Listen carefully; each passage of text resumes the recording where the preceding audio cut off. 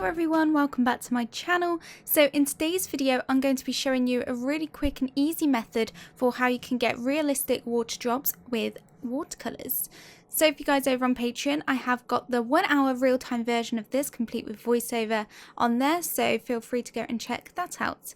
Also, all the materials that I'm using are listed in the description below if you want to take a look at them as well.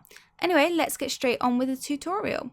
So the first thing that I'm doing is I'm creating a base layer of watercolour across the whole of my paper. So I just wanted to create this green blurry sort of background so that we can have something to put our water drops on top of. So I'm using the wet in wet method, and all I've done was I used a lot of water, added a base layer of green, and then I'm adding some lighter tones and some darker tones of green as well, just to add a bit of variation.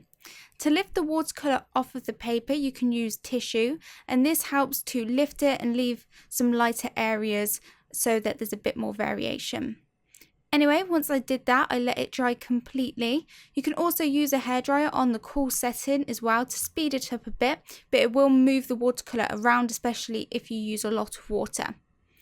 So once I've let the watercolour dry, I went in with just a graphite pencil, just a really light one like a 4H, and I just marked out some shapes for the water drops. I made sure to add a lot of variation, so there were different sizes and also different shapes. And also don't do them all as perfect circles as well. So now what I'm doing is I'm starting to work on the shadows first, and with water drops the shadows tend to be in the direction that the light source is coming from, and you will also have a highlight there, and also there'll be a cast shadow on the opposite side. So I'm just using darker versions of that green watercolour, and I'm just going throughout the whole of the water drops and adding in these shadows.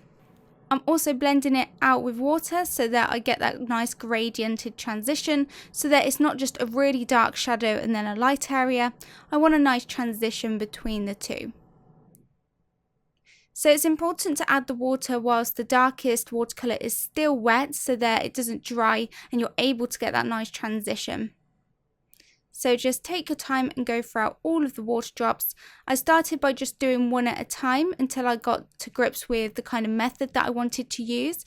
And then I went and did more at a time, so about 3 or 4. And then towards the end, I just did quite a lot at a time.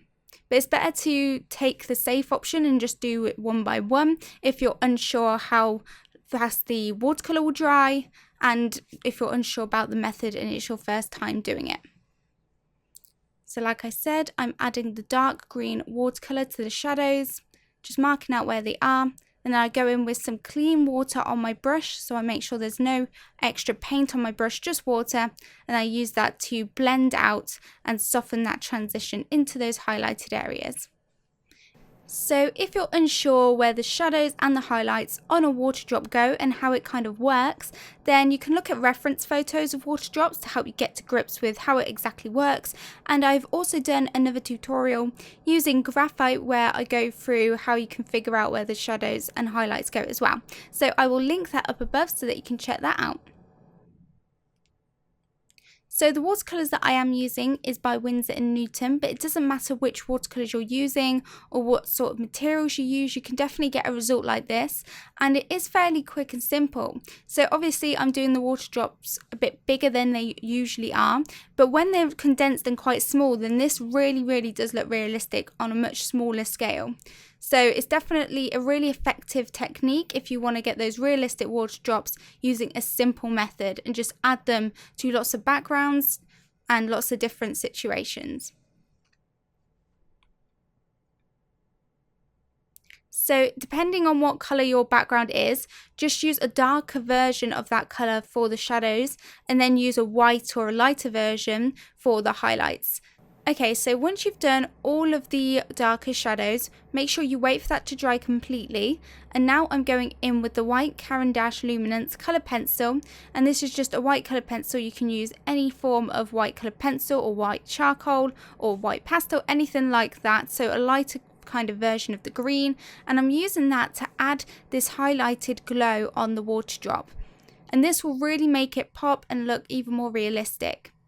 So like I said, if you're unsure where to put the highlights, then have a look at reference photos or watch my tutorial where I talk about it even more.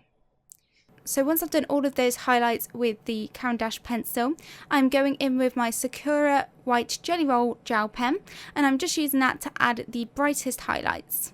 So just a few little dots on each of the water drops just to really make it pop and make them glisten. Also, on some of the larger drops, I also go and take my Caran d'Ache Luminance white pencil, and I just do that to add a little kind of highlight to where the cast shadow is, right in the centre.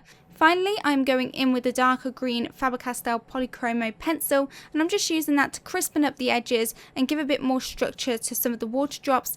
But apart from that, that's it for this tutorial. I hope you enjoyed it and found a new way to create these realistic water drops very simply. So I have got a whole tutorial series available on Patreon where I go through reflections and how to draw glass and metal and water in real time. So feel free to check that out. I will leave a link at the top of the description. Anyway guys, that's it for today's video. If you're new to my channel, then hit that subscribe button and I will see you next time. Bye guys!